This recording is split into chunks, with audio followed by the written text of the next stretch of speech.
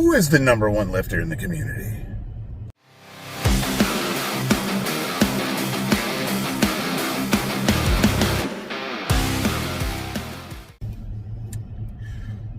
I'm going to open up by saying you guys gotta stop comparing yourselves to other lifters. I mean, I read a comment, someone showed me a comment this morning where this one guy said, I'm 50 years old and I don't have to do any of that TRT stuff, and I lift way more than whatever, who and so. And I guess that was supposed to get me riled up, and I'm thinking, awesome, that's cool, I'm glad. Like, I'm not saying you should do what I do. Matter of fact, I have historically, throughout my entire life, made horrible decisions. I've defiled my body. Dude, I was a homeless drug addict. Oh, man, anybody that was coming to me for health advice, it's like, that's not like asking Dillinger to guard the bank, you know what I mean? You know, the last, I would say, 10, 15 years of my life, I've really dedicated to the sport of powerlifting. But that has nothing to do with health and fitness. As a matter of fact, I'm going to say right now that if you're really going 100% all out, even natural, powerlifting is probably not the healthiest sport you can participate in. Now, is it unhealthy? Natural. We're talking natural lifting. Is it unhealthy? No, it just, like anything, it's risk versus reward. Acceptable amount of risk. Any sports endeavor, there's going to be a risk. I mean, you could be a competitive walker. Matter of fact, you could not participate in sports at all, and there's risks to that too. As a matter of fact, I would say that there's a lot more risks with being sedentary than there is with being athletic. But we're talking about the extremes. No, what I do is I would not consider healthy in any way. It's a personal obsession. It's a goal I have for myself, and it's something that I'm willing to risk to accomplish it.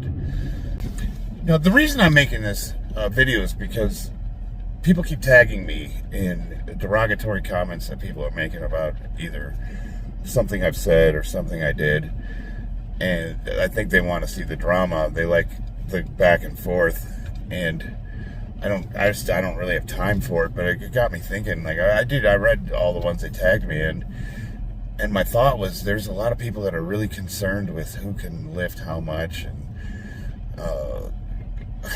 I can't figure out how it's relevant.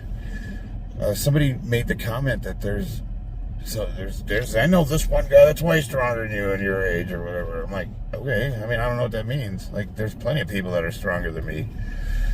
Like, I don't know what to do with that. I don't know how it's relevant. I don't get what the point you're trying to make. I think it's because when I had the interview with Prophet Fear, I had said that when we were talking with my peers, the guys in the USPA, they had told me that they were impressed with the amount of progress I've made in 3 years, and that we didn't really know anybody in our age group that put 300 pounds on their total in 3 years. Now, we're talking guys that have been competing a long time and were already at the top of what they could do, not new lifters. Anybody can start working out and put 300 pounds on their total in 3 years. As a matter of fact, if you're a new lifter and that's all you put on your total, like, you're not doing it right. We're talking guys that are, like me, I had a 1,410 total for like 5 years. And I started training with Bobby, and it just blew up. We just kept going and going and going. Everyone said, well, that's just because you do a bunch of drugs. And I said it was despite the drugs, because I was already doing drugs when I met Bobby. That was the point. I was doing drugs when I met Bobby, and I wasn't making progress. And then I started training with Bobby, and my numbers have continued to go up. What's the correlation? Is it anecdotal? Does it mean anything? I don't know, but they had said that even guys that were on drugs and our age group had not made the progress I had made. And I thought that was really cool. And me saying that set off a bunch of people, because they're like, oh, who do you fucking think you are, Mr. Special over here? And that got me back to my original point. People that are at the top of their game, when somebody does well, they're super encouraging. And people that are at your level or below it will claw at you and try to just drag you down, because it's like crabs in a bucket, man. They can't handle anybody separating themselves from the group. It's almost like how dare you excel at something I can't do. And to me, it's irrelevant. I don't care. Whatever you do or don't do has nothing to do with me. It is 100% completely irrelevant. Guys will text me and tell me, I mogged you, man. I beat your lift. And I'm like, who are you? Okay, cool, dude. That's awesome.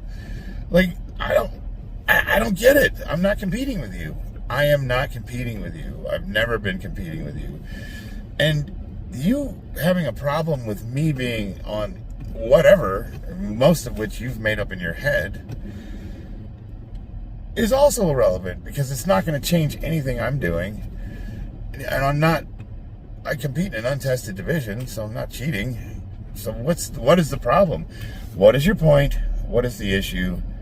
And then what should I do with that? Does it matter? No. At the end of the day, it doesn't matter. I'm competing against myself, and I'm competing with the guys in my division, in my federation, in the highest competition in the world. That's it. And if that bothers you, I'm sorry. I don't know what to tell you. Kind of to wrap it up, to bring it back, you can't compete with other people. There's always going to be somebody stronger. Whether that's due to genetics, talent, body type, injuries, who knows, living conditions, changes of lifestyle. We get older, we get stronger, we get younger, we get stronger, we get bigger, we get stronger, we get smaller, we get stronger, whatever, There's so many different conditions that can cause physiological changes. And hey, there's one thing I've learned in this sport. It can all be taken away in an instant. That day that I lost the use of my leg, I had just PR'd 3 lifts in the gym that same day. And I was a little sore when I got into my car, and I was thinking, man, what a badass day.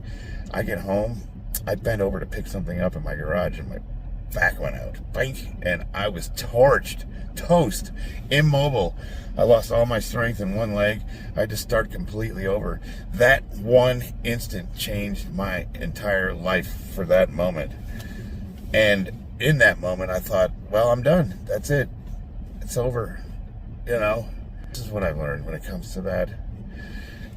We don't have control. We just don't. You got to take it one moment at a time. You just take what life gives you, and you do the best with that you can. And right now, in this instant, I'm doing the best I've ever done in the sport of powerlifting. In other areas of my life, I'm a complete mess.